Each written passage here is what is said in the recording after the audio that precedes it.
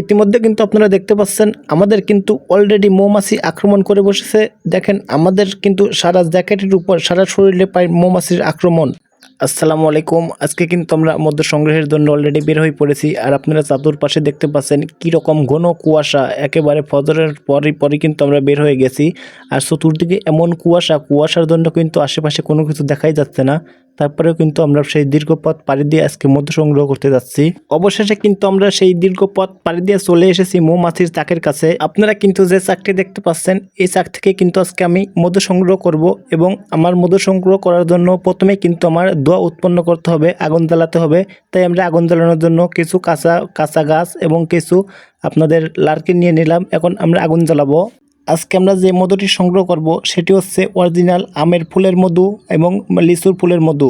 আপনারা দেখতে পাচ্ছেন আমরা কিন্তু অলরেডি আগুন জ্বালিয়ে দিয়েছি, চারিদিকে শুধু ধোঁয়া আর ধোঁয়ার জন্য কিন্তু আপনারা দেখতে পাচ্ছেন অন্ধকার হয়ে গেছে এবং মৌমাছি কিন্তু চতুর্দিকে শুধু ছোটাছুটি করতেছে। তো দেখতে থাকুন কি হয়। দেখেন আপনারা দেখতে পাচ্ছেন কিন্তু মৌমাছি তাদের চাক থেকে সরে গেছে, মৌমাছির চাক কিন্তু সাদা হয়ে গেছে। আর এইদিকে দেখুন এই লোকটি, মানে একে দেখেন মৌমাছি কিন্তু চতুর্দিক থেকে আক্রমণ করছে। তার গায়ে শুধু মৌমাছি আর মৌমাছি, তার মাথার উপর দিয়ে তার জ্যাকেটের উপর দিয়ে কিন্তু মৌমাছি ভরে গেছে। সে শুধু হাত দিয়ে মুখটা ঢেকে রয়েছে, কিন্তু এই মৌমাছি কিন্তু তার গায়ে কোনো আঘাত করবে না। এই শুধু একটু পরেই কিন্তু উড়ে চলে যাবে। আপনারা দেখতে পাচ্ছেন চাকের মধ্যে থেকে কিন্তু মৌমাছি অলরেডি সরে গেছে। আসলে মৌমাছির জন্য মৌমাছি দেখা যায় উপরে, আর চাকের ভিতরে দেখেন কীরকম সাদা থাকে। এই সাদার ভিতরে কিন্তু আসলে মধু সংগ্রহ থাকে, মানে মধু সংগ্রহ করে থাকে মৌমাছিগুলো। আমরা এখন এই চাকগুলো কিন্তু কাটবো এবং এই চাকগুলো কেটে পাতলে রাখবো এবং আপনাদেরকে ফুল ভিডিওতে দেখাবো এই চাকগুলো থেকে আমরা কি পরিমাণে মধু সংগ্রহ করি। আপনারা হয়তো ভাবেন যে মধু সংগ্রহ করা খুবই সহজ, তাই আজকে আমি আপনাদের মাঝে ভিডিওটি নিয়ে আসলাম। দেখেন মধু সংগ্রহ করা কতটা কঠিন। এই মৌমাছিগুলো যদি আমাকে আক্রমণ করে তাহলে কি অবস্থা হবে আমার একবার ভেবে দেখুন।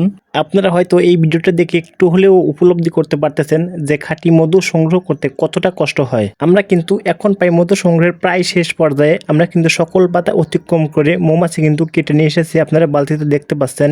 এই দেখুন আমরা কিন্তু এখন মৌমাছির চাকটি চিপতেছি। এই দেখুন অরিজিনাল খাঁটি মধু কিন্তু এর মধ্য থেকে বের হচ্ছে।